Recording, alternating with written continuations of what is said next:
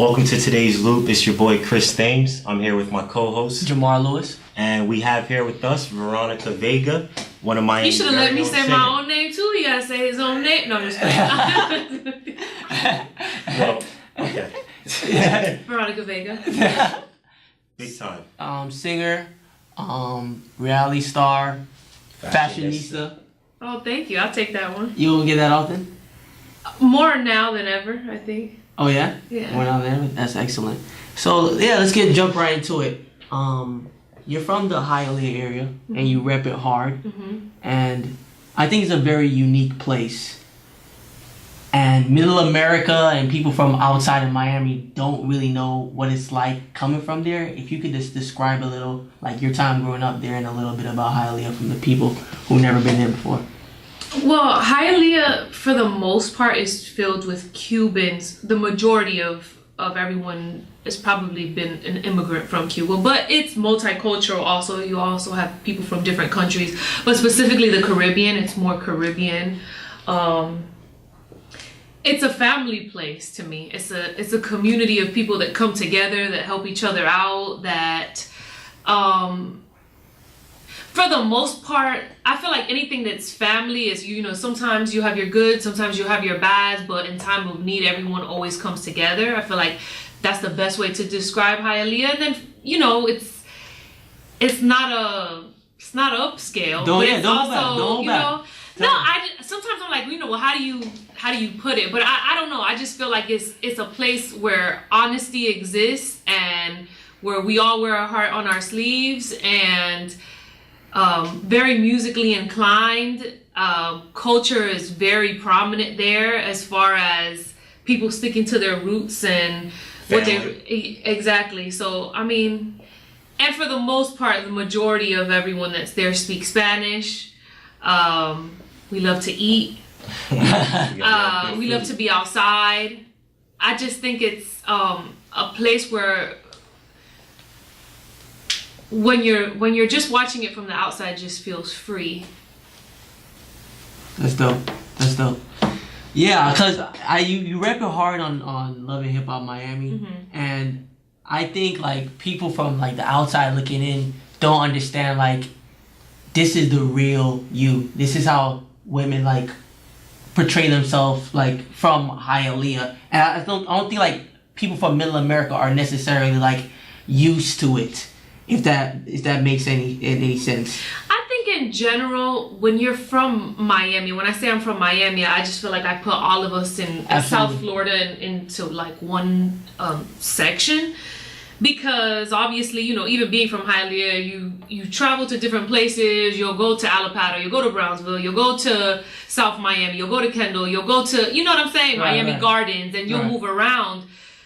I feel like in essence, we kind of are at one. Like anyone who is, most of us in Miami are immigrants or we've come from somewhere else. And I think that's more of like, when I'm like, I'm from Hialeah, it's also me being like, in essence, I'm also saying I'm from Miami. Like I went to school with Jamaicans, Haitians, Dominicans, Venezuelans, Colombians, Puerto Ricans, and also Cubans. That's what like built up the school. Absolutely. Right? And I felt like we all shared something in common, and when it was like we all felt like we were one family because none of us were really, or our parents weren't American. Right. We were like first generation American. If we were first generation American, because some of my friends and peers weren't even born in this country. They came with their parents when they were younger. Absolutely. So it was kind of like growing up in South Florida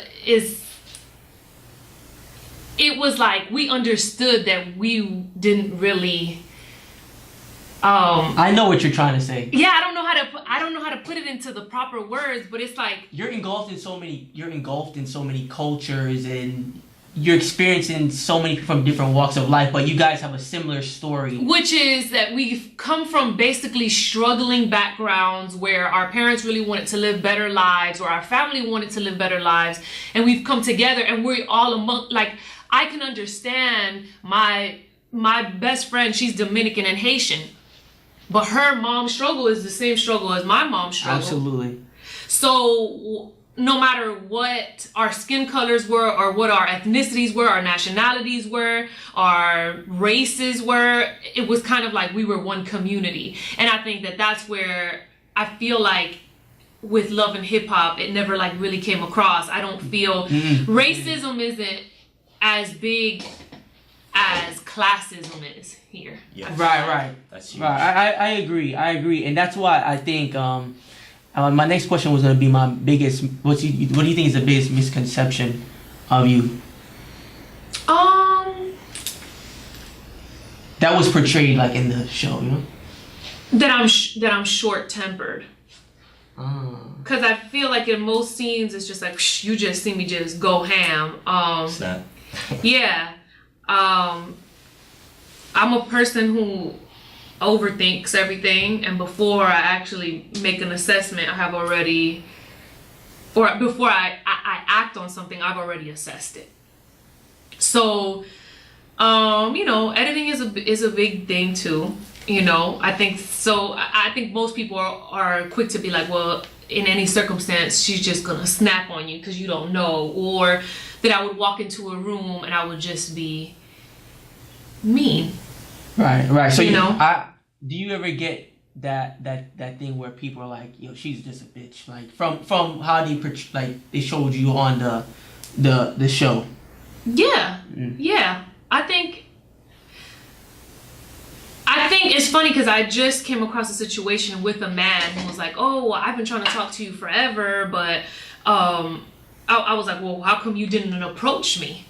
It was like, oh, well, you know, you be doing your thing, and blah, blah, blah. And I'm just like, that's something that's on you. That's your insecurity. I never stopped you from doing anything. I never was anything but just there. Are men sometimes scared to approach you, would you say? Or Yeah, I definitely think so. I think that always happens with us as humans in general. Like if you don't know anything, you're always, unless you're just a super bold person, you're usually skeptical to try to talk to somebody new because you don't know where that person has come from. You know, I think that's a Florida thing. I think that's a Florida thing a little bit. South Florida thing. Yeah, you kind of like give people their space. Right. You just kind of like, all right, I'm gonna watch from afar, and then you kind of like, you know. And that's where they can fuck up and read it wrong. Exactly. Exactly. And I would say this: I'm not bubbly. That's not like my approach. Like if I see him, I'm gonna be like, oh my God, hey, how are you doing? Like, as everything, you know, I'm gonna be like, hey, what's up? How's it been? Like, you know, whatever. If you talk to me and you want to engage in conversation, I pretty much will tell you anything that you want to know. But I'm not gonna just start hey, and you know, it's like I like for things to go how they're supposed to. Right, naturally. Gotta match the energy. I don't want to. Yeah, exactly. So I wouldn't push myself on you because I don't like for people to push themselves on me. So now if you want to have a conversation, we can have a conversation, we can talk, we can whatever. And I know myself enough to know how to get in and out. You know how to navigate. In a cordial, respectful way. Absolutely. But I think sometimes too you just expect I think it also comes from being from Miami. Like you said, we watch things first and then we move. Right. You know? And I think I grew up in the music business. I've been doing this since I was 15 years old. So I observe just to make sure that I'm safe, just to make sure that everything is cool. And I think that in the show, when you see me just snap, it's because stuff already happened that you didn't see. And now you're going to edit me to get, you know, ratings, to get the most that you can out of me. But, I mean, I could tell the truth, but, you know, the truth hurts. And people don't like the truth. They don't want the truth. No, people don't like the truth. Do. People like what's easiest to digest. Yeah. And it's easy for you to think that I don't fuck with Amara because of her skin color or her afro or some dumb shit like that. Right. That's some far from shit. the reason that we have any issue. It's because of, which I don't know how that even translated, that was what the beef was. That's not what the beef I feel was. I honestly feel like it, well, I don't know, because you're saying a lot of things behind the scene, but from a viewer's perspective, like, I know other viewers can have another perspective, but I feel like it was some bubblegum shit. Like it was like is there like a real beef like with that? Like I don't think it's real beef, but I mean nothing is real beef for real unless somebody does something like to your family, right. You know, but as far as us being people who are compatible, I don't think we are compatible. I see. So your relationship status as of now, how is it? We stand in two different places, you know. Your own lane. Yeah. Real quick, going back, you said you started music like around when you were 15. So when you were in high school, growing up in Hialeah, like, and you started to maybe like make some noise with the whole music thing, did you get any beef? Like, did you have anybody in high school who really wasn't fucking with what you were doing? And no, actually, it was funny because I went to Goldman when I was in 9th grade, and then I went to school in Pines after that. So it's like my mom lives in Pines, my grandma's in Hialeah, and we kind of like went back and forth. And I got in a fight in school, but it was nothing that had to do with music or anything else. It's just like girls being girls. But as far as music, I always kept what I was doing musically to myself because I'm a big like jinxing weirdo, and I never wanted people to put negative energy onto what I was doing. You don't want nobody to shoot down your dreams. Exactly. And then soon after that, like I was doing my music stuff, and then I got signed to Atlantic when I was 15 years old, and I left school. So I didn't go to school after I was 15 anymore. I did homeschool. Okay. And I moved to Jersey, and because that's where my label was in New York.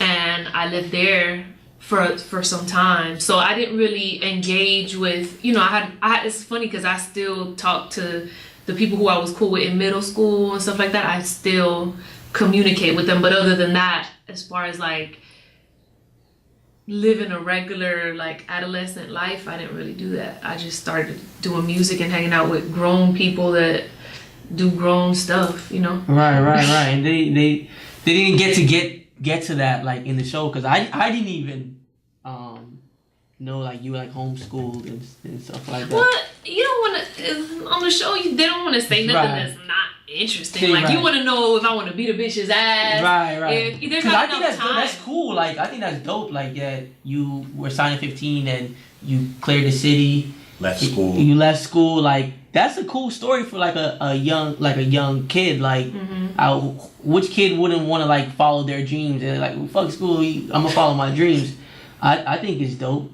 Yeah, it's dope, but I think it's also like I feel like I took that situation for granted because I started like really taking singing serious when I was 13, and I got a major deal when I was 15. So it was kind of like things came to me really fast, and then I moved, and then I had everybody at the label that fucked with me. Oh, we could curse, right? Yeah. Okay. I don't even know if I've already cursed a lot yet. I can't track my cursing this whole time. No, I'm kidding. No. You feel free. This is our production. So trust me, feel free. Yeah, I curse a lot. No. That's the realest thing you'll see on Love and Hip Hop about me.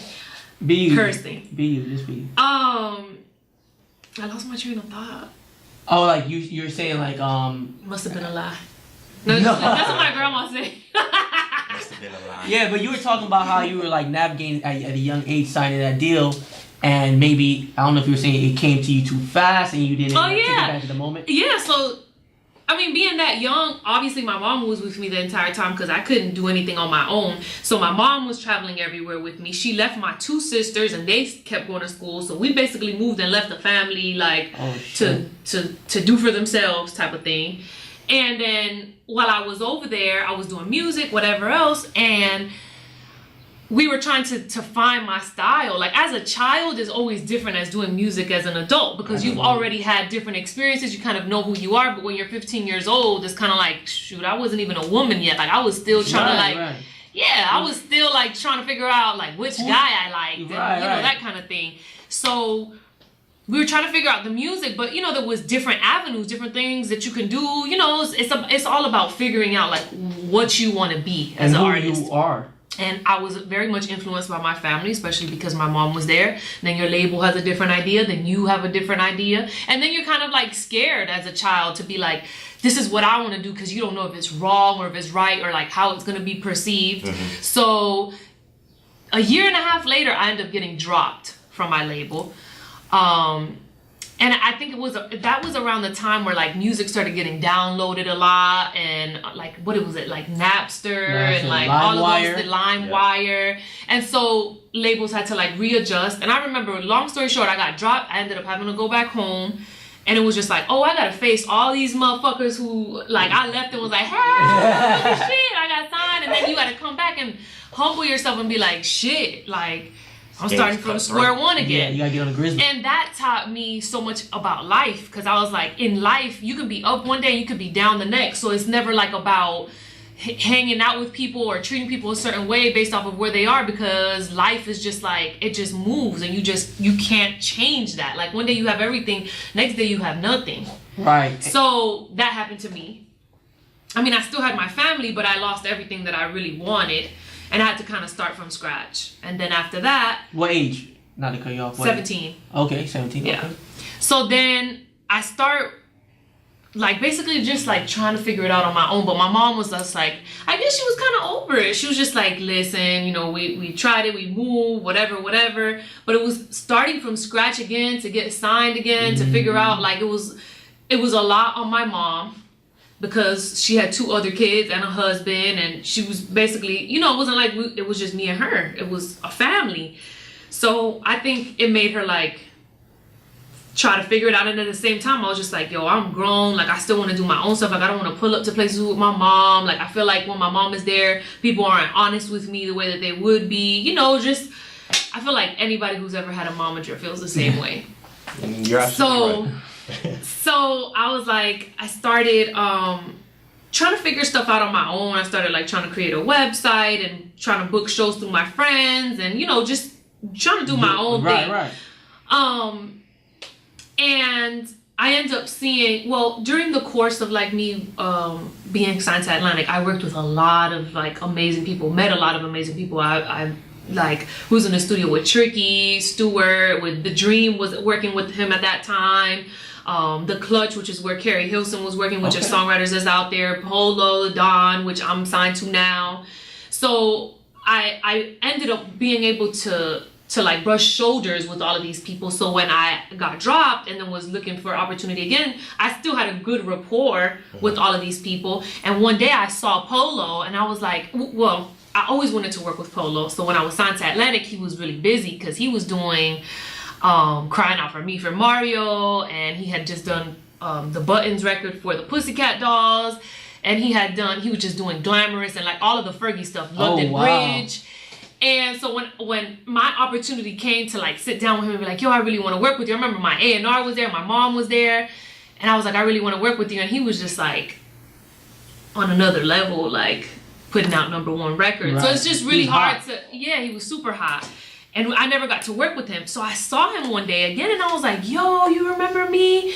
And I was scared too. Imagine, like, you still young, and you're like, yo, you remember me? And he's like, I was like, man, like, I used to be signed, blah, blah, I want you to listen to my music. Like, please give me a chance. And he was like, well, you know, I'll give you my information. If you're really serious, like, send me some music. You know, we could just figure it out. But we all ended up, like, we all had a mutual friend. So we all ended up hanging out around that time. And when that weekend, he played a song that Esther Dean, which is like an amazing songwriter, she had written because they were working together. And I was like, yo, I really love this song. Like, please, like at the time, I'm still like, I want you to listen to my music. But we're all still hanging out. He never even heard my music yet. Mm-hmm. So I was like, yo, I really want to record. Like, yo, you got to let me record this song. He's like, all right, cool. Well, I'm going back to LA because he was living in LA. And he was like, let me know if you're ready to come out to LA or whatever. If you want me to send me the music, whatever it is. I was like, no, I'm down to come to LA. Like, I was like, I can't let my opportunity like slip by me again. So he was like, all right, cool, come to LA. I went to LA. He was like, I mean, I could go into the story so much. Like, everything. But long story short, Polo was like, yo, I fuck with your work ethic. Like, I was there, I recorded like 2 records. He had left the studio. When he came back, he was like, yo, you recorded it on your own. But my point in even saying all of this for the camera to see it is like, I was up and I was down, and I was up and I was down, and I went after what I wanted. And when I saw it, I was like, as scared as I was, because I see so many young people come up to me and they're like, yo, I'm so scared to try something. Even with the internet now, because the internet is like this fake world that you could like live in. But when you have to see somebody in real life and be the person that you are on Instagram, it's a whole different situation. Whole different. So this was my opportunity. He wasn't on Instagram. He was in my real life. And I was like, yo, I want to fucking work with you. Let me figure it out. Like, what can I do? Like, I really love your music. I feel like the type of music that you make is the type of music that I want to do. He put me in the studio. He left the studio. I had never recorded a song on my own before, but I was like, this is my chance. Let's get busy. So he left me with an engineer, and I was like, yo, just play the song, and this is what the fuck we're gonna do. We recorded the song. When he had come back, he was like, yo, you recorded the song by yourself? And I was like, yeah. I was surprised. Because when he came back, I was scared, because this is like the biggest nigga ever to me. And I'm like, yo, when he comes back, like, but I had done it. And it just goes to show you, like, when you really, really, really want something, you don't make excuses. You just figure out a way to make it happen. And the pressure was on you. The pressure was stupid on. Right. Like, I want people not to miss that part. Before I had got there, I had missed my flight. And he was like, oh, come out to LA. He's like, we're going to go to this dinner. And then he's like, we're going to go to the studio. And it was like a whole day that was planned. So I was like, he was like, there's some people out here that would be dope for you to meet. I was like, okay, I missed my flight. Oh, shit. Like, and I was like, yo, I don't even know. I didn't tell my mom. I didn't tell nobody, because at this point I was like, I'm never jinxing myself again. Like, I got dropped. I'm not jinxing myself again. Like, I'm about to just go. And if he fucks with me, he fucks with me. If he doesn't fuck with me, nobody will ever know. Right. You know what I'm saying? Yeah. So I had gone, and after I recorded the song, oh, well, I missed my flight, whatever. So I had fucked up the whole thing. So they had already left to the dinner that they had going on, and I just ended up going to the studio. He tells me that day, he was like, yo, he stayed looking at me. He's like, yo, you ever thought of having lighter hair? And I was like, I mean, I used to have highlights before, and I was like, when I was signed to Atlantic, I said, but I stopped because I was like, it makes my hair unhealthy. So, but I was like, I mean, why? And he was like, because your look is really aggressive. He's like, you're really intimidating. He's like, and I think if you had light hair, you would be more appealing to a broader audience type of, like, you would feel more friendly, more approachable. Right. So I was like, all right, cool. I took a mental note. Then he was like, you know, you ever work out? And I was like, I mean, sometimes, but not really. And he was like, oh, well, you need to lose like 20 pounds. And I was like, all right, cool. But all this shit was just like, it was funny because everything that he was saying, I was like, I can do that. Cool, I lose 20 pounds. Like, everything he was saying, I was like, I know I can do that shit. Right. You wasn't taking it to heart. No, I was like, yo, I gotta dye my hair blonde when I leave here. You was like, you hungry. Like, I want you to touch on that. Like, were you coming from an affluent family? Like, were you like hungry, like to? My mother was married to my father. And they got divorced when I was 7. And they come from humble beginnings. They both immigrants. Right. My dad is Cuban. My mom is Venezuelan. And then my mom married my stepdad after that. And my stepdad was very well off. He had an incredible amount of money. We traveled. So I got to experience my life with my parents. And then I got to experience the life that he was able to offer us. Right. And that's why I felt like when I got signed, I was still living a good life. I was still like, oh, you know, my stepdad still couldn't cover certain things. My mom couldn't cover certain things. But when I lost my deal, I was like, yo, I can't live off of these people forever. Like, what am I going to do? They're married. They live their own life. Like, what am I going to do with my life now? Do I go back to school? Like, what am I going to do? It's like, fuck that. I'm not going back to fucking school. I don't want to do school. I want to sing. That's what I love to do. So I was like, I got to figure it out. Like, my mom is busy with the family. Like, it was a kind of like, what am I going to do if I don't do it? Who's going to do it? Right. I don't have nobody else to help me. Right. Yeah. It wasn't do or die, but it was like do or have what you want. You know, I wasn't going to die, but I wasn't going to live happy. I wasn't going to, you know, and I'm a big like a firm believer in like doing what it is that you love, because that's the only way that you're actually gonna live happy. Absolutely. So it's like whatever it is that you want to do, whether you make money off of it or whether you don't, as long as you're doing that, it never seems like you're actually going to your job. It's like you got to do something, but you like doing it. And I just feel like it's a whole different feeling living life like that than living life doing something that you hate. And I can't, because life is hard already. So to live a hard life and then do something that you don't want to do on top of it is just miserable, tragic. It's a tragic thing. So that's really where I think my whole thing came from. And then I saw like, you know, I've seen my mom go through a lot of things in her relationships that I was just like, the last thing that I ever want to do is like marry somebody or be afraid to leave someone because of a financially stable situation. Like I want to be the person to have my own shit. If I ever meet a man, it's like, okay, cool. It would be awesome if you have a lot of great shit, and it would be awesome if you were educated, and it would be awesome if you were respectful. But if you have none of those things, I still have all of my own things, and I can share with you if I feel like you deserve it, and I can also live alone if I feel like you don't deserve to be a part of my life. But I think from seeing her have her experiences, and my grandmother was married to my grandfather too. He died. They were married for, I think, almost 60 years. And I seen her go through, you know, her situations. Like my grandmother lived a good life. He took care of her. You know, she had a house, she had everything. But anytime that she wanted to do anything extra, it was like you have to ask for permission. You have to ask him to give you the money for it. You have to ask. And I just never, like, I don't want to live like that. I want to have my own stuff. And if we hang out and we decide that we want to be together, then it's kind of like, cool, you can contribute, I can contribute. I'm a really big believer in the man takes that type of role, but I'm always down to contribute if I feel that you don't. If I feel that you are everything that is necessary to complete what I have going on. Right. You believe in the traditional. Yes. family. Yes, that a man is the man. Absolutely. Yes. But like I said, I never wanted to depend on finding a man for me to have my stability. I wanted to have my own stability. Not that I don't feel like I need a man. I feel like every woman needs a great man. But I'm not gonna limit myself to finding a man to fill this void. I don't have that void. If I'm with you because I fuck with you. Right.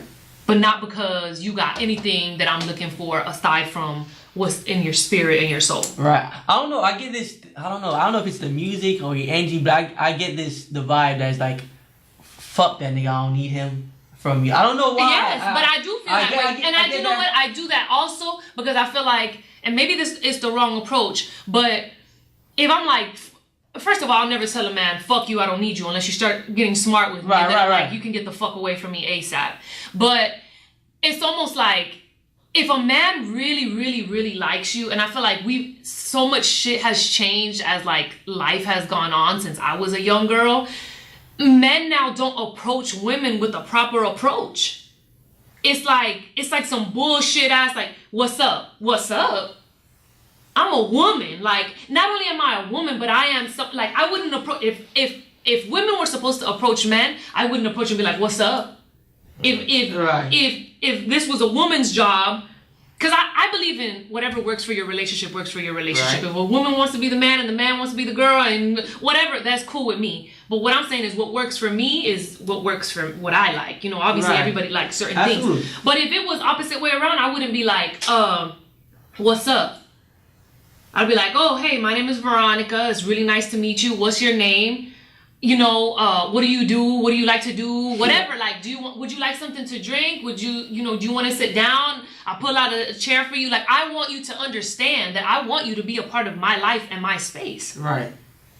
There should be no confusion after our conversation that I want you in this space. So you still getting that approach? No, it's very up to this rare. day? No, it's very rare. It's very rare. And I will not take you serious. No, I mean, yeah, you still getting that approach of the... What's up? Yeah. She said. Yes, I do that. What's up? Like approach. now, like... Yes, like niggas really feel like, some niggas like really feel that they are special. Yeah. Like, that's not what's gonna Elaborate on it. I love it. Keep going. I just, that's not, like, I don't know you. So what's up? What's up? If you tell me what's up, I'm like, what's up? What are you saying? What's happening? I don't understand. What's up? What? What's up? You need a favor? What's up? You wanna? It's like what's up? It's like the WYD text. Like, what are you doing? Like you get what I'm saying? I just can't. I can't do it. You know, my dad is a man. My grandfather was a man. Like, they took care of the family. They know how to change light bulbs. They can change your tire. They can. You know, I'm just. I can change a tire too, but it's just like I would hate to be sitting in a car. We get a flat tire, and we're in the middle of nowhere. There's nobody that can come help us, and I gotta change a tire. You sit in the car. I will do it. I will do it because I'm going to get us out of the situation. I will change a tire. We're going to get out and whatever. But after we get home, you're taking tire changing lessons because you will change the tire next time. Like, this is some bullshit. Yeah. I agree totally. I feel like just society in general, although like we're evolving and roles are changing and women are starting to make more money, and I take everything in consideration, but I feel like the same traditional view. I feel like maybe Caribbean families and people from the islands. Yeah. Of course you're gonna have your men who mooch off women and stuff like that, but I always feel like the men follow their traditional roles. Mm-hmm. I don't know if it's an American thing or not. Maybe it's an American thing. I don't know. I feel like it's more American men who do that. Maybe I'm wrong. No, I know some chulos you know, it's in every culture there's a man who leeches, and in every culture there's a great man. Right, absolutely. You know, so it's, you know, it varies. That's why I also, like, even with the love and hip hop shit, like how they try to put me in a category of somebody who hates against somebody else, I'm just like, I don't even come from that. Right. Like, I don't, like, when I see somebody, I wasn't raised to, first of all, my family is all mixed. They all look different. So when I see somebody, I just look at them like, what's up? Like, yeah, like, it's regular. Like, I'm not like, oh, this is how you look, so you're about to go in this category, or this is how, it's just like, we all the same. Same, right. Right. So even when a man comes up to me, going back to that, it's kind of like, you the same until you prove you whack. I see what you're saying. And that's I don't think you're whack until you prove you're whack. So when you be like, what's up? I'm like, bye. You know, or whatever it is, or like, oh, let me put you in my Bentley, or what you like, that's what you think this is? Like, you think that no, I'm not saying that, like I said again, I'm not saying that I wouldn't like a man maybe we didn't hear songs like Pay Me, they like, maybe that's what she likes. Yeah, but Pay Me is a song, because I feel like there's always a misunderstanding with that too. Pay Me is a song that was paying homage to what Miami music sounded like when I grew up. 100. So, being influenced by Trina, like listening to Jackie O, listening to like Foxy Brown, Lil Kim, like just certain, obviously, you know, they're up in New York, but like Trina and Jackie, like they made music that was just like raunchy, it was, and then 2 Live Crew and Trick Daddy and Luke, like that was even Pitbull. Like the music that Pitbull makes is raunchy also, or what he still has a lot of raunchy shit in his music. But it's like part of being from Miami is almost like being from the Caribbean. Like if you live in Miami, it's kind of like you grew up in the Caribbean. Right. Like you grew up like grinding and talking shit and sweating in the club and drinking drinks and passing shots, and it was just like this free, liberating type of feeling. So when I'm like, pay me, nigga, don't bullshit me, it must be the money because it ain't your dick. It's like, to all the women that have ever dealt with a fuck nigga, that's basically what you're saying. Like, it's like our, like, I'm free anthem, like, fuck you, fuck you, fuck you, because I feel like for the most part, most of us have dealt with, especially here, with a man that kind of made you have that feeling. So it's a creative outlet to, like, express yourself. It was an expression of, like, a certain part of my culture and my community. Right. And it was a representation for a certain type of girl and guy that was living that experience. Because I also have music like Wicked. I also have music like Team No Sleep. I also, you see what I'm saying? So it's like being creative. I feel like because that song went viral and because it was so aggressive, people was just like, and because I'm light skinned and I have blonde hair, it was more impactful. Mm-hmm. Absolutely. But I know a whole bunch of girls that would have sang it and you wouldn't have cared. So, all right, when you dropped Pay Me, Veronica Vega, when you drop Pay Me, the same Veronica Vega as Team No Sleep? Because those are two different sounds a little bit. Yeah, the vibe is so different. Like if I made someone listen to it, they would possibly think it may be two different people right here. The energy different, the tone is different. And Team No Sleep is very it's dope. lit. We love it. We love it. We love it. The concept beautiful. Thank you. But yeah, like what describe who you were when you were making that record, Pain. I was who I've always been. I think that people go through different things in life, and where you are one day is not where you are the next. 100. I always, like, sometimes when I see people be like, yo, you changed, not to me, but when I've seen people say that to other people, like, yo, you've changed, and it's like, what would life be, or where would you really be going if you weren't changing? Like, why would anybody want you to stay in the same place forever? Exactly. But I was in a time where it was just like, you know, in a bad men place. Right. Young girl in the game. Yeah, and that's another thing. I have grown up around men, and I see industry men, like, you know, men who have what they want, who can get whatever they want, and that's what I have to see every single day, is that type of man coming in and out, in and out, in and out, and I'm like, wow, like this is what's left for me. Like, this is what I get. You know what I'm saying? So you watch that, and you're speaking for all of the women who you know are affected by these type of men. But Team No Sleep is still the same girl. Is just because you're a girl who has been fucked over by a man doesn't mean that you're a girl who has never had the feeling of engaging with someone or never wanting to let them go, or because that same man who you probably said fuck you to, at some point you felt Team No Sleep with. Mm-hmm. So it's not a different person, it's just a different mood. You know, you could have sang Pay Me to him and been back to Team No Sleep again. I know people that just be going in and out, in and out, in and out.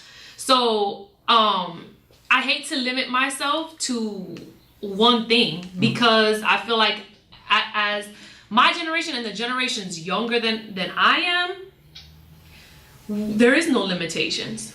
There is no like box anymore. It's kind of like, how do you feel? If this is how you feel, this is how you express yourself. And why should it be just this? Like, I'm not an MC. I think a lot of people feel like maybe I'm an MC. Yeah, what would you call yourself? I'm a singer. Singer. Okay. Yeah, I'm a singer, I'm a performer. And because I'm a performer, I can perform Pay Me in the studio, or, you know, in person, or whatever it is, because it's something that I feel, and if I feel it, I can perform it for you. Because I've practiced my entire life doing music. So I do music and I fall into the beat, and you know what I'm saying? But I'm not a lyricist or like an MC. I'm not gonna battle with somebody or be in a cipher with them. I don't know. I get so many different vibes from you with your music. Like, I get maybe like a Miami Madonna, Little Kim a little bit, but then with the Team No Sleep record, like it's a softer, it's a different vibe. Are you still like searching for that sound? Like, I feel like, you know what's crazy, that Pay Me came out in 2015. Right. So that was a long time ago. All of my records, once you hear the EP, so we have the EP, and all of the records, I'm not big on, like I said, I feel like I don't do anything traditionally as far as music goes, especially working with Polo, who's somebody who's like so outside of the box, and we've studied all different types of music and drums and rhythms and melodies, that we've been able to incorporate sonically a lot of different things. As far as lyrically goes, all the songs tie into each other if you listen to the EP from the beginning to the end. So it's one thought, it's one emotion. Okay. So you may listen to something that sounds a little bit different here and sounds a little bit different there musically, but as far as a feeling and like an episode of your life, my EP, I Am Miami, is an episode of Veronica Vega's life, and Team No Sleep and Pay Me make sense within that EP. So it's definitely a level of cohesion. Yeah. Okay, because I like all the records. But I think we're so used to, are you a reggae artist? Are you a hip hop artist? Are you an R&B artist? Are you a pop artist? And for years and years and years, we've put people into categories of what they are. And my EP is a combination of all of those things. It's hip hop, it's Latin, it's it has dance hall in it, it has rap in it, it has R&B in it, and then I feel like ultimately when all of these things come together and people really like it, you become a pop artist, and it's just like, okay, you just a pop artist. Right. You know, once it becomes commercial, then it's like, oh, that's a pop song. You know? Right. So, like, even when you listen to, like, for example, Work from Rihanna, eventually you just like, okay, that's a pop song. You don't be like, dang, that's some, like, Caribbean. If it never crosses over, then you're like, you'll be like, it's a Caribbean record. Absolutely. But once it crosses over, you're like, it's a pop song. You see what I'm saying? Yeah, like, we are super biased, like, in music, and we love to put people in categories. And that's another thing that happened with the love and hip hop shit, is that if you can't fit into a box, and I don't know where to place you, and I'm confused, like, I have to be able to put you in a box, because if not, I'm confused. I hate that shit. So it's even with race or ethnicity, or like, how can you be black if you're Cuban? Or how can you be white if you're black? Or how can you, like, how do you know what I'm saying? Like, I seen that. People had some questions when you said that on the Love and Hip Hop reunion. Exactly. Well, I was answering that question in the context of what was answered, or what was asked of me. So I answered it within the context of the conversation, because I also felt like they was doing the most. So I was like, all right, cool, y'all gonna do the most, all right, cool. And I hate bullshit. Like, I hate, like, when you go around and around. Like, that's one of the things that I hate. Like, just be direct. Like, what's up? Right. And you think I'm too light skinned to be here? That's what's up? That's what you said? You know what I'm saying? No, but you, like, sometimes, and this is one thing I hate about myself, I go back and forth of whether or not, because people always, when I do go ham, and when I do go crazy, people are like, oh my God, she's uncontrollable. You know what I'm saying? Like, nobody can control her. But then I'm like, so when I feel like I'm being targeted or offended because you have said so many things about my character or whatever, then I'm like, dang, maybe I shouldn't say nothing. Maybe I should just watch myself, because, like, maybe I was too aggressive last time, which is some bullshit. Sometimes I just feel like I should just go ham on people all fucking day and you fucking hate me, because it's just like, I can't believe, like, once you give somebody a little fucking leeway, they just go in there and just take all your shit. I see what you mean. It's like letting a fucking robber in your fucking house and be like, oh yeah, he robbed other people, but he ain't gonna rob me. So you be like, oh, okay, cool, blah, blah, blah. Once he sees you soft, you got a little soft spot, boom, we done took all your shit when you're not there. And that's what be happening to me sometimes, and that's why I'm also so aggressive in certain situations, because you're not about to fucking play me. People just take any fucking, like, little leeway that they can to fucking knock you over. Right, and to keep it 100 with you, like, I get where you're coming from, like, 1,000%, and it leads me to ask you, like, you think you, like, too real for this reality TV shit? Like, you, like, how you are. You know what? I hate that word, too, like, the real word. Because I feel like people just... I know, but do you get what I mean, though? No, I think I'm too honest. I think I'm too honest. I feel that I'm gonna say the truth, and the truth is not. People don't like the truth. The truth is painful. Mm-hmm. Right. The truth is painful, and people don't. We don't live for the truth. That's not what we live for. Unfortunately, we don't like the truth. Nobody likes the truth. It's like you talking to a girl and she fucked 20 million niggas, and you really like her. Like, somehow you delete that when you really like her. With that being, but that's not the truth about your girl. With that being said, so what's next for you? Like, are you gonna be back on reality, or are we gonna see you maybe on Stars or Empire? We'll see. But music wise, I am going on tour this summer. Okay. Cool. And I'm putting out my EP called I Am Miami, and I just put out a single with Lil Wayne and Jeremiah called Wave, which feels like a dance hall type record.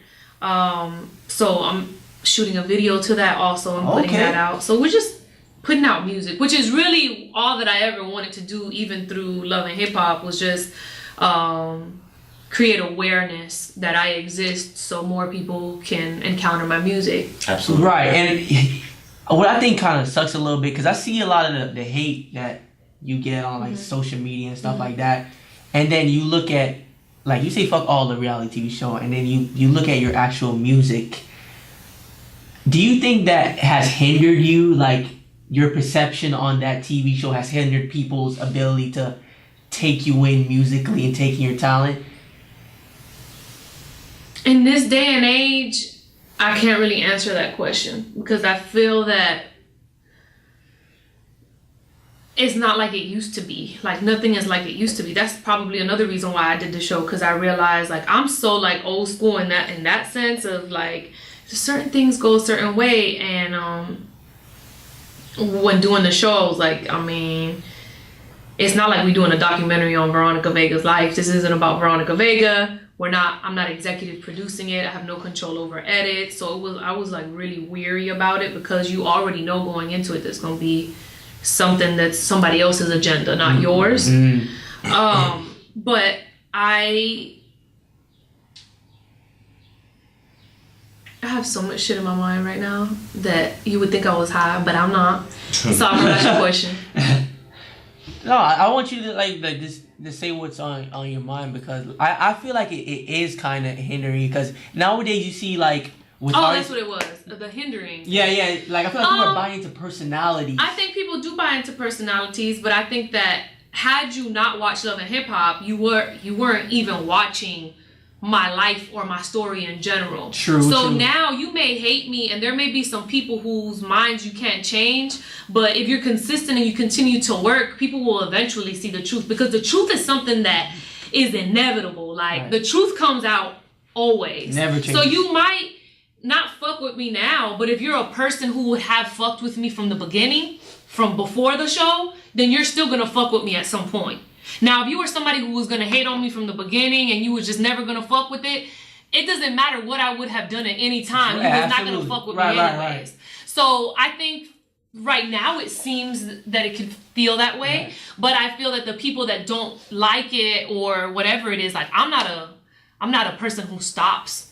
So you're gonna see me again and again and again, and then guess what? One day I'm gonna see you and you'll be like, oh, I don't like it, and we'll be like, why? And then we gonna talk, and then you know what I'm saying, and it's gonna be cool, and then you're gonna be like, oh man, maybe they don't keep that. They don't keep. I can imagine they don't keep that same type of energy in real life when they see you. No, it's all love.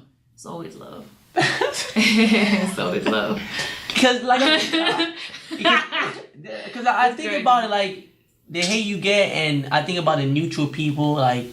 I feel like it could hinder you a little. You know what bothers me more? I love people who are like to the left or to the right. I hate the middle people. Like the motherfucking, like, you know, people who like, well, you know, I like both of them. Like, nah. Right. Pick her. Pick her. Like, pick her so I could fucking fight her and then you fucking lose too. You know what I'm saying? Like, you and her both lose. But I hate the whole, like, well, I'm just gonna, you know, that's what the whole thing was with Steph. And it was like, but I talked to Steph about that. I was like, you know, it's kind of like, but I understand too. Like, I think when you know somebody and you understand their perspective, that's somebody who knew both of us, and she was just kind of over the whole show situation. And she was like, this is some bullshit anyway. So she was just kind of like, why would I even take a side when this is like some dumbass shit that doesn't even make sense? You know what I'm saying? Right. I think towards the end is when she started realizing, like, holy shit, this is like some scheming ass lame shit. And then she was like, I fuck with Vega. You know what I'm saying? But that's what I'm saying. Everybody eventually comes around to the truth. Right. I can only be me forever. And eventually, it's like if I told you that I was a nice girl, and then you hung out with me for 2 years and you was like, she's not a nice girl. I know her. You know what I'm saying? You would eventually come around to the truth. The truth always comes out. Is there a moment in the show that you regret? Yeah. What's that? There were a lot of scenes. Tell me if you got a couple. Well, I don't have regrets per se, because I don't regret nothing. But I hate when people say that. I don't know, like because you don't, because I wouldn't be in this situation had I done what I was gonna do that I regret now. True. That's right. But you know what? I'm just gonna leave it as a no regrets thing and keep it moving, cause there's still time. So you don't want to get into that? She don't have any regrets though. Okay. She I thought she was gonna get into it. I was like, man, it's probably best not to. No, it's fine. It's fine. It's fine. It's fine. But yeah, let's talk to about A to MIA. Yay! If you want to touch base on, for people who are not familiar with that, just a little bit, because I have a question about it. Like, if you could tell the viewers. Well, A to MIA is a spiritual growth journey, a growth journey. It started off with me and my best friend, Jessie, and she lives in Atlanta. I'm from Miami. My producer, Polo the Don, was like, yo, I had just got my Jeep. I had a brand new Jeep, and I was gonna drive it down. I got it in Atlanta, and I was gonna drive it down to Miami. She was gonna come down with me so I wouldn't drive by myself. And we had gone to have like a goodbye dinner, you know, like just leave, eat something before we headed out on the road. And Polo was there, and he was there with his friend. And the person that was with him was like, you know, it's really dangerous to drive your Jeep down for so many miles. Like, have you ever heard of, I think it's called the death wobble. Like, when you go a certain speed on the highway with a Jeep, it could like lose like balance, and it could like tip over or whatever. So it's like dangerous to take the Jeep over a certain speed, I guess is what it is. So I was like, man, I don't give a fuck. I'm taking my Jeep. Like, imagine getting a new car and somebody telling you like, did you hear? I'm like, yo, shut the fuck up before I like, so she was like, I mean, it's so dangerous. You might as well ride a bike out there. And so Polo, the challenge king, was like, yo, you should really ride a bike out there. Like, you should wear a thong and a pay-me hat, and y'all should ride your bikes and take a journey to Miami. And I was like, what? No, I'm not about to ride a bike. Like, yo, like, I was almost like, no, not even that it's crazy, but I was just like, why are you doing this right now? Like, because I knew how real it could become. Knowing Polo, like, this wasn't a not realistic thing. It was like, oh, you know, I'm not gonna be able to drive my Jeep home, and now I'm probably gonna have to ride a bike to Miami. Like, so he was like, well, so then my homegirl, she was like, yo, Vega, if we should really do it. Imagine how skinny we would be when we get back to Miami. And I was like, no. So Polo was like, oh, y'all can't do it. Y'all scared. Y'all blah, blah, blah. I was like, I know I can do it. Like, that's another thing too, that I always like feel like all of my fans and anybody, even people who aren't my fans, like whatever it is that you, like if you believe that you can do it from the beginning, you can do it. If you believe that you can't, you will not. Mentally. You will not. Like, you won't make it. If you say no, that's on you. If you believe it, it's definitely possible. And there's ways of going from a no to you possibly can do it. I think that's a process, but it definitely can happen because anything's possible. But we end up going to a Dick's Sporting Goods right after that dinner. And I was like, all right, cool, let's go to Dick's Sporting Goods. But I was still kind of like, yeah, whatever. I'll just entertain this until nobody's watching, and then I'll just take off in my Jeep type of thing, you know? You would do that? What? So I was like, so we get to the Dick's Sporting Goods. We all go to the Dick's Sporting Goods. Polo stay in the car, chilling, waiting for us. I think he was taking a nap after he had the itis. And so me, the girl that was with him, and my best friend all go upstairs to the third floor of Dick's Sporting Goods. When we get to the top, we're looking at a whole bunch of bikes. But I mean, what are we, like, okay, how are we going to get there? Like, we just going to pick any bike? Like, how are we going to? So I go up to this old man, and I'm like, excuse me, sir, do you know anything about bikes? And he was like, yeah, actually, I do know some stuff about bikes. I said, okay, can you help us? Because we're trying to, you know, I'm like over it. Like, we're getting a bike because we're going to go to Miami on our bicycles. Can you help us? He was like, oh, wow, you're going to Miami on a bicycle? I was like, yeah. I was like, first of all, I said, do you think that, I said, I want to ask you a serious question, and I'm going to like basically I'm going to base my whole entire next 2 weeks on your answer. And I said, would you, if you had 2 weeks off of your life, would you ride a bicycle from here to Miami? And this man must have been like, at that time, like maybe 68. And he was like, oh, I was like, would you ride it? And he was like, absolutely. Oh, that quick, huh? Like, didn't hesitate. And I was like, all right, well, I guess I'm riding my bike to Miami. Because that's one thing. When I say I'm going to do something, if I told him that, then obviously, if he said yes, then I'm always going to ride my bike. So I was like, fuck, that was a determining factor. It was like my answer from God type of thing. So when he was like, yeah, I was like, all right, cool. Help us find the bikes or whatever. But I was still pissed because I'm like, yo, who's going to take my car to Miami? You know, like, I'm going to get to Miami now on a bike and then have to come back and still drive it back. Like, I was over it. So that night we go to Top Golf. We had got the bikes, and he was like, come back tomorrow in the morning because we didn't even know you have to size your bike, especially when you're riding for a long you have to size your bike to like your extremities and everything to make sure that you don't like mess anything up or whatever. Yeah. And that you have the best momentum and everything else. So when we leave that night, we go to Top Golf, and Polo's there, and his brother's there, and his family's there, everybody's there, and we were like, yo, we just want to let y'all know we're riding our bikes to Miami tomorrow. And everybody was like, sure, you're riding your bikes to Miami tomorrow. I never realized how unrealistic people actually think this is, because like I said from the beginning, I never thought it was unrealistic. I was just like, I know Polo's gonna really make me do this.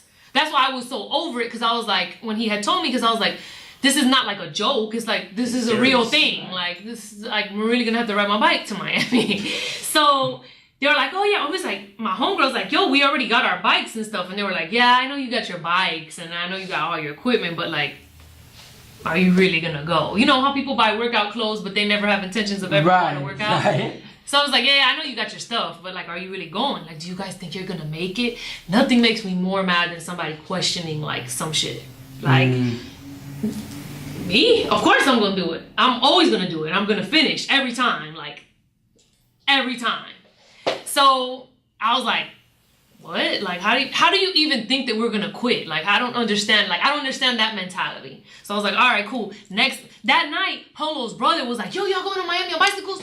Yo, can y'all take me to Dick's Sporting Goods tomorrow when y'all get your bikes? Because I want to come too. Oh, I forgot to tell you. So when we were at the Dick's Sporting Goods, I ended up telling the man, I was like, yo, I said, when he was like, yo, I think that you should do it. I was like, well, why don't you take 2 weeks off of your job? And I said, and why don't you come with us? And he was like, okay. What? So did he? He sure did. He fucking sure did. And so the next morning we went and got his bikes, and then the next day in the morning he was like, all right, let's not start now because it's gonna be dark later on. It's gonna be dark fast. We're not gonna be able to move that much. So let's start the next morning. The next morning we all met at a Trader Joe's. Me, the old man, my best friend, and Polo's brother Quay. And we just took off. We didn't know where the fuck we were going. We just went. And we just start riding, and Hugo, which is the older man, so Hugo ends up so after he tells us that we should do the bike ride, I was like, have you ever ridden a bike before? And he was like, yeah, I'm a 3-time Ironman. So I was like, oh, a 3-time Ironman just fooled us into riding from Miami to Atlanta, where he's done way crazier shit than this. Yeah. So he basically coached us the whole way. But he's old school, so he had a map, like a big paper map. So I remember the first day we ended up getting stupid lost. Like, we didn't even think of using our phones because we were riding road bikes. Road bikes are completely different, like the handles and the tires are really thin. They're not big tires, so it takes adjusting, and you're like, kind of bent over. Right. It's not like you're riding straight up. So we end up riding through, we rode through days in the rain. We cramped up. Our asses were on fire because after riding 3 days on a bicycle, you can never imagine what type of pain that is.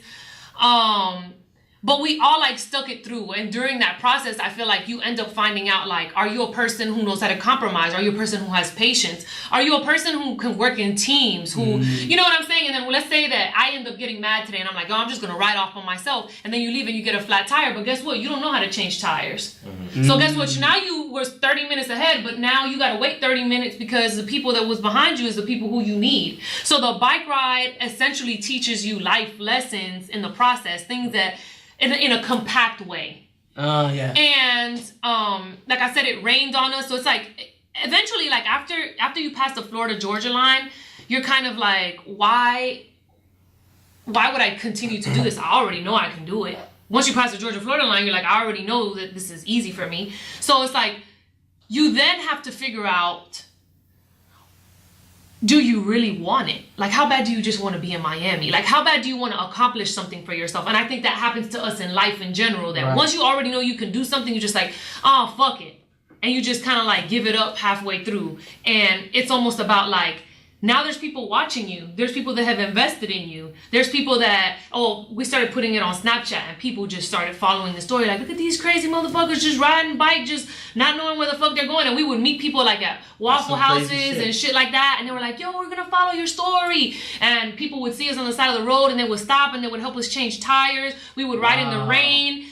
Even when it was raining, it was just like, at the end of the day, you have to have a goal. And it's like, what are you gonna go through to get to your goal? You would go through rain. We got chased by dogs. We fell off of our bikes. There was days when we woke up and we would leave in the morning, and you would be in such a rush, and then you'd be like, "Dang, I forgot my cell phone back at the hotel." Yeah. But you already rode 20 miles. How important is your phone? Do you want it? Or can you get a new phone when we like ride out? Or are you gonna ride 20 miles back and 20 miles this way? This you didn't just rode 60. You just rode 60 miles for no reason. We didn't get nowhere. We just got your phone and came back. Right, yeah. And we still haven't made any progress. So all of those things, then you start learning like, yo, I need to be responsible for my things. You start paying attention. You're like, yo, if I need my phone, I need to be responsible for my shit. Then people start getting into arguments like, why the fuck you going so slow? Why the fuck blah, blah, blah? Because you've been with people for 14 days. You've never been around somebody every single hour of your day, in your existence, doing a physical activity around another person. No, have you ever done that? No. It's an experience in itself. So A to MIA had its second year in 2017, and I invited 10 people, and I fully sponsored them through Monster, Jabbo, a Jabbo app, and Zone 4, and they helped put together a budget for us to create this opportunity, which I felt like was a life-changing opportunity for 10 new people to ride on this ride with us, fully covered. They don't have to pay anything. So all you got to do is take those days off of your job, and we will supply you with a lifetime experience of growth. That's so dope. So September 2018, we're doing our third annual bike ride, and we will have more people this year. We have 15 people this year, and all of those people will. That sounds like something you would want to do, Willis. Yeah, I don't know. Yo, we came across people that were like, I don't know. I don't know. Like it's open. That's a lot. That's a lot. It is. It's a life test in and of itself. Like, well, that's another thing. Once you commit to doing the bike ride, I feel like you've already committed to changing your life. Because it's like starting a diet. It applies to everything that you've ever procrastinated on. Riding that bike is like starting everything that you've never started. Once you're like, yo, I'm about to get on the bike, you committed. Like, once you on that motherfucker and you done rode 100 miles, you're like, you want to give up now? You already wasted 100 miles. Right.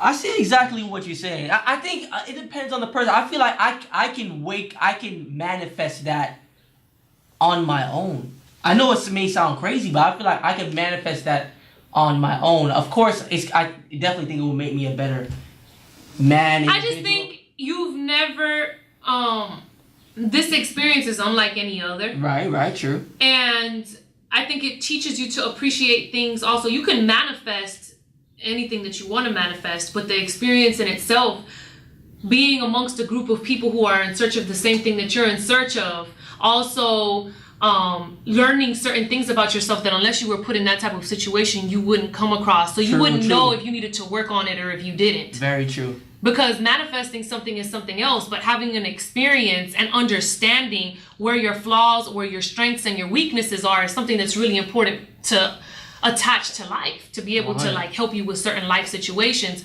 So we're not just jump starting you on life or whatever goals you may have, but it's also allowing you to have something that you would have never had in that type of way ever again. True. I just did critical mass last Friday.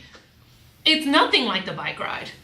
It's nothing like the bike ride because you ride with whoever you came with. It's 12 to 18, 12 to 20 miles, depending on, I don't know how many we did, but you're not without your car, without your snacks, without a bathroom, without, like, at any moment you could just stop, catch an Uber and get out. Right. That's true. But once you're riding through Georgia and you hit a hill and you're just like, yo, I gotta use the bathroom, or you can use the bathroom here, you can hold it for another 30 miles, or, oh, I'm hungry. Well, guess what? Today, this is all that's on the menu because this is all we're passing.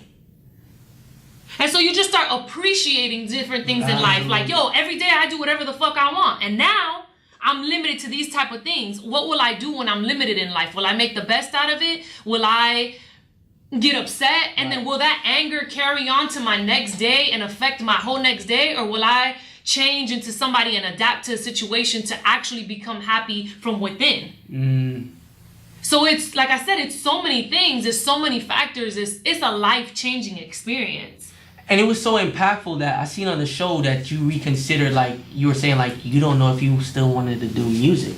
Yes, because this year I was the leader, or last year I was the leader of it. And you really realize in life how ungrateful we are in general, like as human beings. And I realized how ungrateful I was by seeing how ungrateful my team was. Like, I think in life, and I do this all the time, I'm so guilty of this, but like, you want people to do the shit for you. Like, people would be like, well, how come I don't have a Gatorade? How come I don't have like, well, guess what? We just stopped at a store. I'm not your mom. We just stopped at a store. You didn't bring your Gatorade? You didn't want to carry it with you? Oh, it was too heavy? Oh, well, guess what? You don't get a Gatorade. They adults though, right? Everybody's an adult, but when you're in a situation like that, people start panicking. People start becoming lazy. People want to call their moms. Motherfuckers start getting on their phone like, yo, like it's a life-changing experience. So are you going to take accountability? That's what the bike ride is about. Are you a person that takes fucking accountability? Are you going to win? Are you going to fucking do what the fuck you're supposed to do to win? Or are you going to blame everybody else for the reason why you didn't make it? This bike ride sounds like it could fuck up a lot of relationships. Yeah.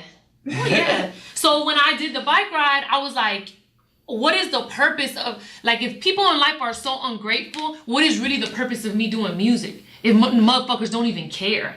If nobody cares about nothing and everybody's so self-indulged, then what's the point of dropping everything? Like, I did the bike ride to help people. I do music to help people. And if people don't care, it's just like, what are we living for? I see what you mean. Like, why are we one race of people? Like, why are we a human race of people that always come together or are supposed to come together to help each other out, but we're all so separated? So it's like, why am I even doing music? I should just go home and just live life for myself. I can sing at home. You see what I'm saying? Like, the reason why I love doing music is because it changes people's lives and their energy and their mood, and it takes them away for a certain amount of time. But if people really don't care, then it's just kind of like, and that, it was mentally like revealing for me. Like, what is the purpose of us just living in general if we don't come together and we don't know how to like really appreciate things and really work? Like, nobody wants to work. Everybody just wants to just like, give me 1 million followers on Instagram. I'm famous. Yes. It's like, where is, I don't know. I used to see my grandpa just like really live life, like go out, plant outside, like go on family vacations. My dad taught me how to fish. Like, it was just certain things. And it's just like, the bike ride made me be like, yo, we are so caught up. Yeah. It's because you're stripped away from all those, from everything, those things. And I feel like it's such a, that's a very, very, very, very hard task to put on someone to ride from there. So like them changing and being emotional and maybe them cramping up, the physical, it's so much stress. You're facing something you never faced before. So I totally understand why like, relationships can end and people can forget this and people will start blaming others. And you start seeing people cheat. Like, people, that makes me super mad. What you mean cheat? Like, How do you cheat? How do you cheat? Well, motherfuckers believe it. I didn't even know how you cheat, but motherfuckers will call, like, people will pass by, you know, like, one, like, Samaritan, like, people will pass by and be like, hey, are you okay? And you just put your shit in their car and take it to the hotel. And something about that to me is just like, wow. How can you live with yourself when you go to sleep at night? For real. No, like, that you're lame. You're lame. Like, that's so fucking lame. Everybody's tired as hell. You're fucked and you up. Act like you're tired. And then you done passed us on the way. You ducked, you hid, you all kind of shit. You passed us on the way. You saw us. We struggling, and we actually doing the movement to like get to where we supposed to get to, and you just out here just. Wait, so people? How many people is doing that? I mean, people cheat in life. Exactly, people cheat in life. But in life, so that's what I'm trying to tell you. The bike ride is life. It's life in 14 days. It's like everything that you've ever fucking imagined that happens in life, it happens like this all at one time. In 14 days, you have all the experiences and feelings that you have ever felt in your whole entire 20-something years of life. You feel it in 14 days. You're like, and you like when you're tired and your butt hurts and you hungry and you're just like, yo, fuck this shit. You really question like, bro, I might take that car. You know what I'm saying? Like you're like, and it's all on, and that's what I'm saying. It's on you. It's your accountability. Like everybody else that rode the ride, they winning. You never will win. If you cheated, you're never a winner. Mm-hmm. And you can't be cool with that. You see what I'm saying? Like it's like when I watch a game on a basketball game and they like cheat you out of a certain amount of points. It's just like, I mean, at the end of the day, you know you didn't win. You know, like the referee might have came through for you or whatever it was, but you know you didn't win. That wasn't your win. We know, me and you. Right. We know you might have won. The world might have thought you won. But we know, you and me know, I know you a weak ass nigga. That's all. You see what I'm saying? We know. So anytime that you gotta look me in the eyes, I know. That's exactly how I feel. But then you got some people who don't even give a fuck. No, there's people, but that's what I'm saying. You will find out if you're that person on this ride. And that I think you'll find out. That's gonna reveal that. But I think something like that character flaw, which I think it is, some people are already cognizant that they already that way. Yeah, but you know what though? In that moment, you don't really realize it because life passes so fast. You know that that's in your character traits, but you're not. The pressure though of one maybe getting caught, like everybody seeing it happen, then you having to come back home and everybody knowing you have to tell people that this is like you sacrifice all these miles to cheat 20. Boo. Boo. So did you So, you know, it's just kind of like, and you know, A10MIA.com, September this year. You heard that. September 17th. And because of certain situations that we had last year we didn't have a charity. This year we have a charity. There's a place called Lotus Village that's in Overtown. And they house homeless women and children. And we are donating everybody's donations to join the bike ride. 100% of the donations go to Lotus Village. This year we're charging $1,500 for anybody who wants to come on the ride because it shows incentive. I think you're less likely to cheat. You're less likely to give up. Very true. And you also know that you're doing it for a good cause. Last year we did it and nobody paid anything. I paid, the sponsors paid, we all paid, and the people who rode didn't. And I think that's why there was certain people that didn't take it as serious because you didn't have any accountability or you didn't invest anything of yourself for this ride. Absolutely. We invested everything for you. Yes. So the $1,500 is like you saying, and $1,500, we pay for your hotel, we pay for your bike, we pay for all of your hydration, we pay for anything that has to do with the bike, replacing it, whatever needs to be fixed on your bicycle the entire trip. The sponsors also give things to, like last year Monster gave them all like Monster gear and stuff like that. So we're supplying you with all of these things. You can't tell me that $1,500 is, if you went on a vacation for 14 days, it would not be $1,500. No way. So $1,500 is like a little bit of the experience that you're gonna have. We feel like that's a fair price.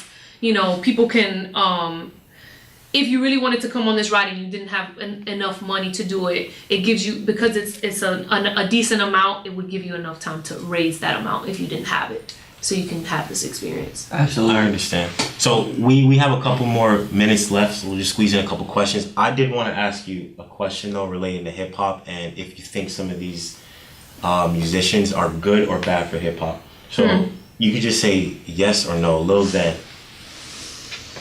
I'm not as educated on him, so I wouldn't know. Okay. Tekashi. I think he's a hero. You think he's a hero? Yes. Why do you think Tekashi's a hero? Because nobody really stands for anything anymore. I think he stands for being yourself. He stands for I see so many people get bullied every day, and like I feel like he gets, every time I see anything, he gets continuously bullied and he doesn't allow himself to be deterred. Like when I see my comments some days, like, you imagine like waking up every day and being the target of everybody's hate, because people wake up and they're in a bad mood and they're like, this is the person that I want to target, like this person is this person is that, and you go in there and it's like, oh, you're gay, oh, you a clown, oh, you're this, oh, you're that. And to wake up every single morning and wake up with the same exact energy, like I'm about to take over the world, and show kids and people in general, adults, that like at the end of the day you can continue moving forward no matter what anybody says about you. It just takes a superior being to do something like that. And I just respect it. I respect it a lot. I think that sometimes we may go in a dangerous route or a less dangerous route, but as far as just the fearlessness that it has, I'm a fan of it. I'm a fan of it. I love heroes. I love Michael Jordan. I feel like he's a hero. And I love Kobe Bryant. I feel like he's a hero. I love Beyonce. I think she's a hero. I love heroes. Is Danielle Serena Williams is a hero. Right. It's just people who face everything head on, and they just never get knocked down for that You long. like strong, willing conviction. Yes, I like people who understand that everything is possible and you really can make it happen, and you will not allow anybody's opinion or whatever it is to hold you down, because that's all that we do as humans, is like try to hold people down and tell them that something is impossible. And he doesn't seem to believe that, and I love that about him. Well, that's good. That's good. I'll die for some shit like that. Like, if God forbid and God protect him, because I fucking love him, but if he does die, I still respect him. I'll be like, that nigga's hard as fuck. He died for a great cause. Right. Well, Tekashi, you see, you got another fan here, along with all the other ones you have. Jamar, do you have any other questions you want to add in? I think the last situation I want to address, because I know people are gonna kill me if we don't talk about it, is we touched on it a little bit earlier with the I'm black comment. Do you still claim that you're black? If I would ask you, what is your ethnicity? What is black? Me? What are you? Black. What is that? My skin tone. Oh, okay. What's black to you? Black to me, it could be from, I would say, African ancestry. That's what I think is black. African ancestry. That's a good question, though. I think it just depends. I think it depends on how you were raised, or where you were raised, who your family is, where you come from. I think that the way that we see life is everything is a social construct, and I think everything varies, and it depends on where you are in life, or where you're located. I think that if you're American and you have a drop of African blood, and like I have my best friend, she's African American. Both of her parents are African American, and she's lighter skinned than me.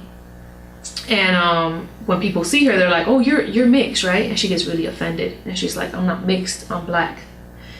And if she went to the Dominican Republic and she was around somebody who was dark skinned and she told them that she was black, they'd be like, "You're absolutely not black."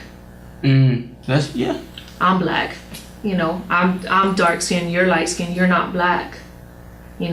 So I think it depends on where you are in the world, and I think it depends on what you grew up believing. So what did you grow up? I'm very multicultural, and I'm very mixed.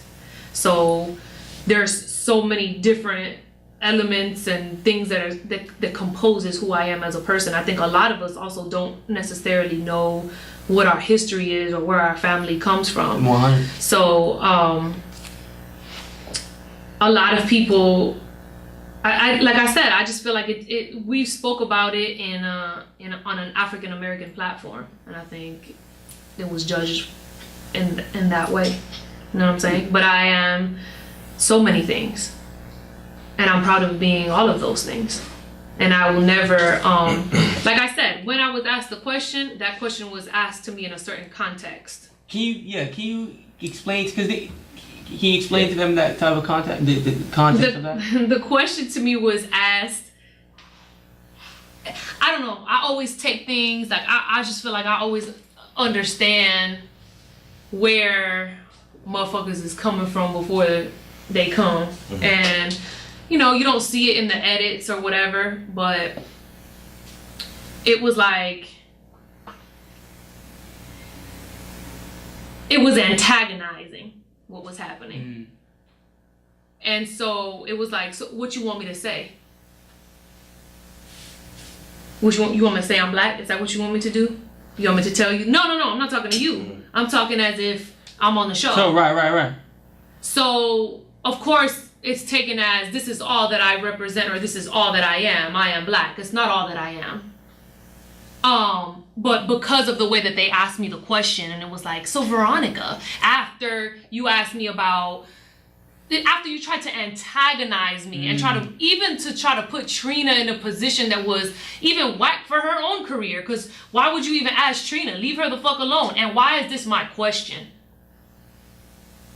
Why is this nobody else's question on the fucking stage? But yours. So I asked you, and I answered you what the fuck you wanted to hear. That's what you want to know? If I'm black, I'm black. I think. So am I black? Yes. Am I? But I also feel, like I said, it also depends on where you come from, what you grew up around, what you was raised around. Because I see people say that all the time too. Are you Cuban? Are you Venezuelan? You can't be Cuban. And I'm just like, this is the most ignorant conversation. And I also feel like from this experience, speaking about race and all of this other shit is neither here nor there. I'm me. That's who I am. And I'll never fall into no box of like, this is what I am, or this is what I'm not. Like, there's not enough boxes on the motherfucking government paper to fill in what the fuck motherfuckers are. And there's so many people, especially where I'm from, in Miami, that are mixed with so many different things. What do you say to that person of what they are? You can't tell me what I am. If I told you everything that I was, what category would you put me in? I can't categorize you.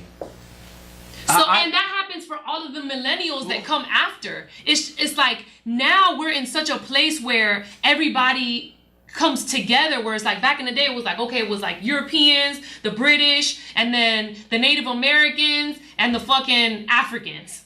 I would say your DNA. And it was just like, I would say your DNA, your grandparents, your parents, what were their backgrounds. I think that all plays a role. But I think they approach you with that question. Like I said, if you asked me where my parents were from, I would tell you my mom was born in Venezuela and my dad was born in Cuba. Right. Now, whatever cultural things you experienced while you were growing up, your parents could be from wherever. If your mom was African American and she only spoke Spanish, I don't know what the fuck you would identify as. Ethnicity wise. Right, but you have white Venezuelans, black Venezuelans. Absolutely. You see what I mean? Like the nuance of that. Mm-hmm. So I agree with what you said on the show. It's fake and it's real. It's either you're solid or you ain't solid. That's how I look at life. But that's what I was saying too. Like, but like I said, everybody, I'm never gonna be sunned. You're not gonna sun me. Like, the fuck? You're not gonna scare me. Like, I don't give no fucks. Like, you're not about to tell me what the fuck I am or what the fuck I'm not. And I don't owe nobody no fucking explanation. And I don't understand why this is still my fucking question. I see exactly what you're saying. So that shit is racist as fuck. And colorist as fuck. And all kind of shit for somebody to come up to me and tell me who the fuck I am or who I should be or what the fuck I should identify as. Because if you wanted to be gay, you could be gay. If you wanted to fucking, whatever the fuck you wanted to do, you could fucking do it. Right. But I have to be limited to whatever the fuck your box is. Fuck you. Fuck you. I like it. I do. And some people don't, but fuck them. You don't care. Fuck them, right? Like I said. And I feel that there's so many other people that are in the same position as I am, and you do get put in some like whack ass situation to try to like prove something about yourself. I have nothing to prove. Like, I fuck with my family, I fuck with my friends, I live a great life, thank God. Right. What else can I ask for? And I want to say, full disclosure, I ain't the expert at race and stuff like that. That's why I say it's all about your character with me. You get what I'm saying? Mm-hmm. So, like, we from South Florida, so someone in middle America, I don't think they're gonna really get it. I think you know why I think they're not, but you know what though, that's cool to me because everybody is entitled to. It's the same thing. It's like my dad told me the other day. He was like, "Yo, just drop it. Don't talk about it." Like it's like religion. It's the same thing. It's like in certain places they believe different things. Right. So it's like if I came up to you and I was like, "Yo, you believe in Jesus?" And you'd be like, "Yeah," and I'm like, "No, Jesus ain't real." And you would be like, "What?" And I can give you all of these facts, but it doesn't fucking matter. You believe that your entire life. So did your mom. So did your grandma. So did her grandma. So did whatever. There's no way that I can say anything that would change how you feel. You believe what you believe. Unless, because religion's a little bit different than your actual DNA. And you were asking the question. Well, shit, they didn't ask me what was in my DNA. Right. I totally get it. I think that whole build up came from them feeling like you didn't have the right to say the that N-word. situation happened because they fucking put me against a girl who was from basically my same culture that was dark skinned against a light skinned blonde hair, which obviously is not the hair that I was born with. And you visually made it a thing where it was like two people against each other, and then me saying, "Oh, pay me, nigga, don't bullshit me." Then you wanted to make it like I was against her because her skin is dark. Get the fuck out of here. I give no fucks at how the fuck she looks. You see what I'm saying? Yeah. So that's why when she was like, "Veronica, what is your ethnicity?" It was like, "Bitch, I'm black." Let her know. Do you understand what I'm saying? Yeah. I feel like even people that watch probably won't even like. No, that's what I'm saying. They're not gonna get it. I don't think they're gonna get it. But I just feel like. But not everything is meant for everybody to get. Yes. You could enlighten some people with that too. That's very true. You could, but it just takes so much, and that's not my So you're caught. Yeah, it's not my. I'm not about to take on this.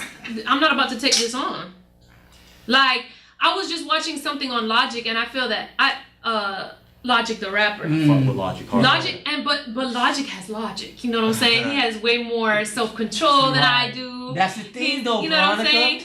What I'm saying? When you aggressive like that, fuck that bitch. Fuck that bitch. They don't want to hear what you saying. Logic is a more softer, subtle. Yeah, exactly. Yeah. And I watched his interview the other day about this because now it's become something that's so intriguing to me because I didn't even realize that there were so many people that had all these different opinions about race and culture and ethnicity and nationality and everything else.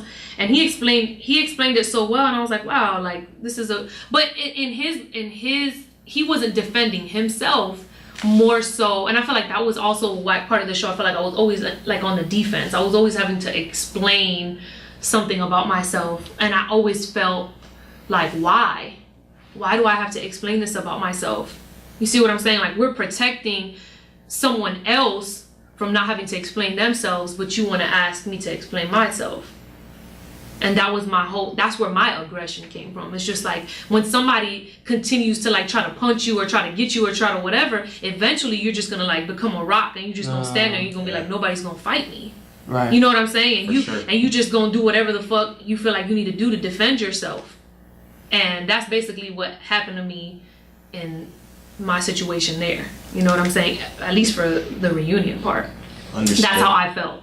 And I mean, maybe I shouldn't have felt that way. Maybe I should have. I don't know. But like I said, that was that was how I took it. And I feel like you can never, it just, I was raised a certain way too. So I just. Season 2 or no? We'll see. Veronica, it has been a pleasure having you on the show. Yeah, I know we could go on for much longer and just keep going. Well, you might have to edit some of this out. Yeah, you might. I'm saying because it's a long conversation. Yeah, we appreciate you. Yes, thank you. It was dope. I feel like you really ain't pulling no punches. I get that from you from the show. You got a lot of conviction, a lot of strong will. Some people can't handle you. Some people can. A lot of people will appreciate you, and I'm one of them. Hopefully so. Thank you. I mean, Yep. Everything works itself out however it's supposed to be. That's how I look at it. Like things work out however they're supposed to be. And I always want to say this too because that's like the last thing. But I really do love people and have like a big space in my heart to really make sure that like the world does change for something better, and that like people actually evolve into something that is great. And I have no hate towards, because I don't know if there has to be clarity on it, but I just want there to be clarity on it. Like, I've never ever not fucked with somebody because of where they were from, or their skin color, or their hair texture, or anything else. Like, I just don't come from that, and it hurts. It's hurtful when you feel like that's what you're being accused of. It's like somebody who is that type of person, especially if you've never even identified with that before. Right. So to even like look at what they're like, the reflection of what they have painted you as, heinous. It's like, it's so hurtful. It really fucks with you, because you're like, dang, like this is so crazy. So I just want to say, like, I have mad respect for all cultures and all beliefs, and I feel that that's what we're supposed to do. I think that we can all educate each other, and we can talk to each other about certain things, and we can enlighten people on things that we like and that we don't, and we can collaborate and join together. And I think that that's what we really should focus on, instead of, that's what makes me the most mad now than ever. It's just like, there really is like a separation between our own culture. So it's like, we allow that to happen by Latinos not accepting darker skinned Latinos, and by darker skinned Latinos feeling some type of way towards lighter skinned Latinos, and people feeling like they shouldn't be in a certain class with somebody who probably wasn't as educated as them, and somebody who maybe had more money growing up but you didn't. Or it's like, at some point we all have to really realize that we're here for each other. And if we continue, especially within our culture, we do need to wake up and be like, because you, me, you, all of us that are in this room, we really are one. But we do separate each other for whatever reasons it is. If it's to understand better, or to make it fit in your brain better. But in real life, if we really did come together as a community and we really did take care of each other, we really can fuck over all of the racist shit that's really happening. Right. Because they have made us believe that, and made us believe in racism so much that it happens within our own community, instead of us protecting ourselves from the real shit that's happening, where they're really fucking up our opportunities to really do certain shit, where they really are raising us in the motherfucking projects, and we've never seen anything but the motherfucking projects. That's what I'm talking about. It's just like, how do we actually really help each other, rather than like put each other down every time? Like, even with the shit that happened on the show, it's like, oh, I'm a millionaire, but you ain't shit. It's like, that's the problem. So, like I said, if I have any beef with Amara, or ever had any beef with Amara, it definitely wasn't because of culture, because I feel like Amara culturally has experienced the same exact things that I have experienced as far as culture. You see what I'm saying? Yeah, now, totally colorism, that's a different thing. Yeah. That's a different thing, and it's real. It's definitely real. Just like classism is, just like racism is, just like those things are very real. But I don't have anything towards Amara because of none of that. If there's ever been anything, it's because there's no truth in her. Okay. That's real. Vega, can you tell them what's your Instagram, so everybody go follow Veronica Vega? Veronica Vega. EP. Veronica Vega. Veronica Vega. My EP is I Am Miami. Okay, you And heard I it. have this new single with Lil Wayne and Jeremiah called Wave, and y'all should check that out. It's available everywhere now. All right. Let's Thank you get for tuning in to today's loop. This is episode 2, season 1. Thanks for tuning in.